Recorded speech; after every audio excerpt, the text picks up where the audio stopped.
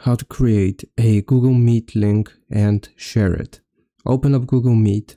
Now at the top, we're going to select New and then choose Start an Instant Meeting. Once we select that option, it's going to create a meeting for us, and on the left hand side you will be able to find the code for that meeting. You can just click on copy link here and send it to people, and that way they can join us. If you have closed that window, then another way of how you can get your link for Google Meet is to click on the eye icon, information details or meeting details here, and once we click on it, then it's going to make this pop up, and here you will get the option to copy joining info. Once you copy it, it's going to copy the link, and now you can send it to people and they will request access to your meeting. So I hope this video helps. Leave a like and sub. I'll see you next time.